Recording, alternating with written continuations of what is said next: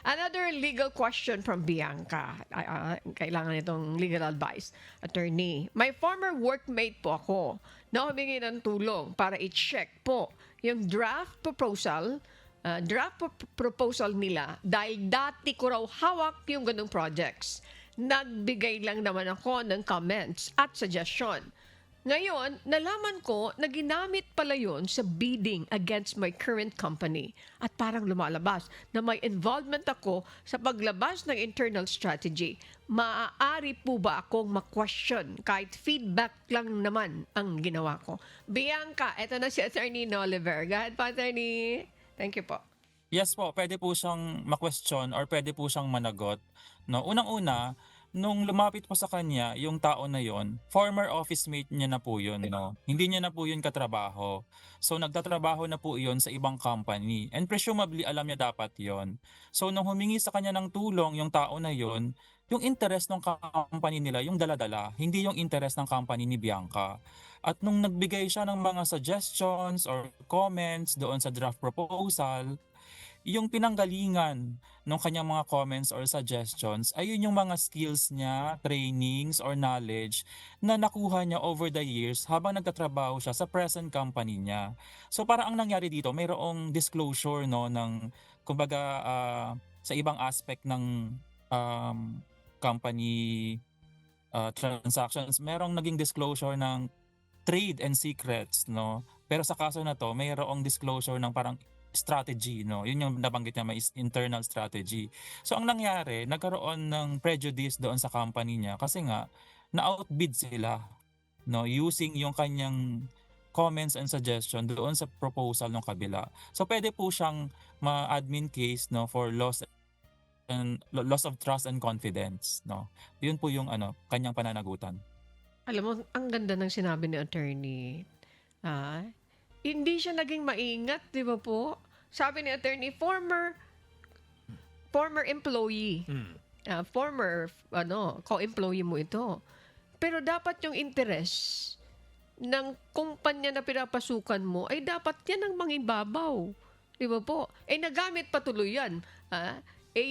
Na-outbid yung ginawa niyang suggestion. I don't know kung tamang sabihin ng suggestion. Alay nako, yan naging daan para ma-outbid yung kumpanya nila. So, ibig sabihin talaga naman, hindi ka man lang nag-ingat. Dapat nag-ingat ka man lang. Pero halimbawa kasi ma'am, may mga conversation na magkaibigan tayo. Nandiyan ka na sa company mo, andito ako sa company natin. May usapang magkaibigan eh. Oh, off the record to ha. May mga ganun eh, di ba? May mga ganun na kumbaga personal ko lang to para sa inyo or Parang ano man. suggestion. Oo, suggestion lang. As far as Off the record, kumbaga, di ba? Minsan may mga off the record to. Pero bakit ganun yung, halimbawa, ganun yung usapan natin. Internal lang natin, verbal lang na usapan.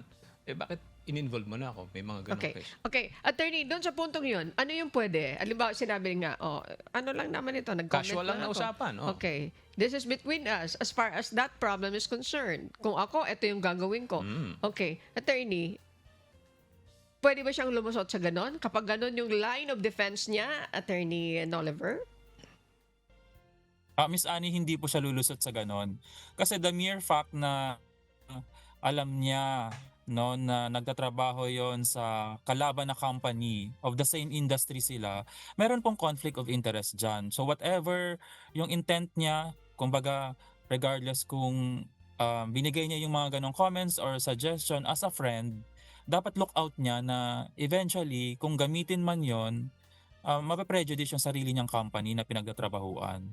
So hindi Yan. po pwedeng gawing good faith no na defense yung ay hindi ano lang naman to, agreement lang, I mean usapan lang namin as as mag-friend. Involved kasi yung yung interest ng company.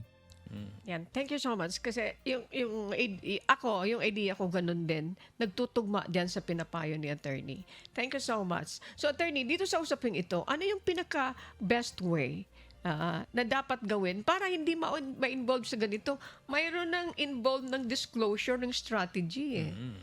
Para maging maingat yung mga empleyado. Next time, hindi kayo masubo sa ganito. Eto lang, dito lang. Mayroon ang tawag dito. May hangganan. May hangganan. Eto lang yung pwede mong sabihin. Pero more than that, hindi. Confidential na. Yeah, Ang you go beyond this. Strategy na yan na isinasabi mo doon sa iba. Attorney, ano pong payo nyo dito? Quickly, doon sa bagay na ito. Para hindi masadlak sa problema yung ibang mga tao na nagtatrabaho, Attorney Noliver. So, Miss Annie, yung pinaka mainam po talaga dyan, huwag talagang magbigay ng kahit anong suggestion or comments at all para maiwasan yung conflict of interest. So, huwag nang magbigay kung partial man yan or konti lang yung ibibigay ko na advice ha. Huwag na at all para safe.